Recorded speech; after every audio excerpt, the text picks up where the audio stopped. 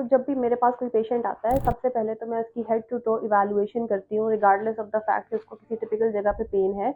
लेकिन मेरा तरीकाकार ये है कि मैं head to toe full body examine करती हूँ मैनुअली। फिजिकली हमारे कुछ टेस्ट होते हैं जिससे हम बॉडी को एग्जामिन करते हैं। उसमें फॉर मैं जब इवैल्यूएशन की बात कर रही हूँ तो what do I mean by evaluation, उसका मतलब ये है कि मैं उसकी पूरी बॉडी की रेंज ऑफ मोशन चेक करूँगी, उसका पोस्चर देखूंगी, उसकी लाइन एंड लेंथ देखूंगी, उसकी मसल स्टिफनेस या पैल्पेशन के साथ उसकी मसल्स की सिमेट्री क्या हुई हुई है, उसके ऊपर फोकस करेंगे, उसकी वॉक और उसकी चाल देखेंगे।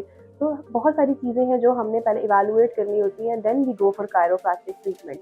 अब पीपल आस्क मी कि direct book us for the session, तो मैं सेशन के लिए डायरेक्ट बुक नहीं कर सकती। पहले आई नीड टू नो कि पेशेंट का लाइफस्टाइल क्या है, वो किस कंडीशन में है, उसका प्रॉब्लम क्या है, आया उसकी माइनर से मिसअलाइनमेंट है या उसको थर्ड डिग्री डिस्क प्रोलैप्स हुआ हुआ है। तो I have to figure out कि पेशेंट के क्या क्या प्रॉब्लम्स हैं, उसके हिसाब से ट्रीटमेंट प्लान होता है।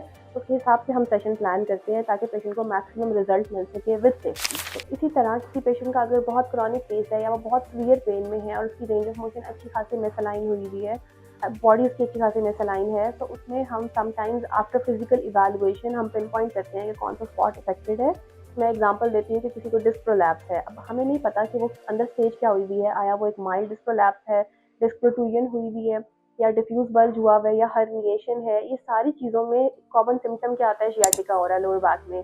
तो जब हम उसके लिए फिर हम एडवांस इवैल्यूएशन पे जाते हैं, द केस इज क्रॉनिक, इसमें हम एमआरआई, सीटी स्कैन, एक्सरे, इन चीज़ों में थोड़ा विजन दे लेते हैं कि हमें स्टेज की क्लैरिटी हो जाए। अब जब हमें स्टेज की क्लैरिटी है तो हम उस चीज़ को बहुत अच्छे से काम कर सकते हैं, rather than managing the pain. Patient काफ़ी सालों से पेन को मैनेज कर रहा होता है।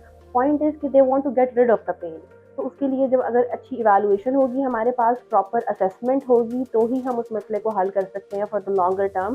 तो इसलिए आई वुड सजेस्ट कि किसी भी ट्रीटमेंट से पहले, इवन मेरे ट्रीटमेंट से पहले, आप एक प्रॉपर इवैल्यूएशन के इवैल्यूएशन में चीज़ें प्रोमिनेंट हो रही हैं तो उसकी बेस पे भी ट्रीटमेंट किया जा सकता है। बट अगर फिजिकली चीज़ें गेज नहीं हो रही तो हम एमआरआई करके या सीटी करके उसकी इवैल्यूएशन लेते हैं, उसमें रूट कॉज डायग्नोज करते हैं कि प्रॉब्लम कहाँ पे है और किस इंटेंसिटी का है।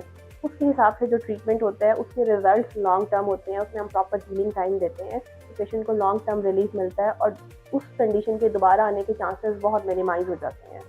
तो I would suggest all of you कि ब्लाइंड कोई ट्रीटमेंट ना कराएं, पहले इवैल्यूएशन करना बहुत ज़रूरी है अगर आप मसला हल करना चाह रहे हैं।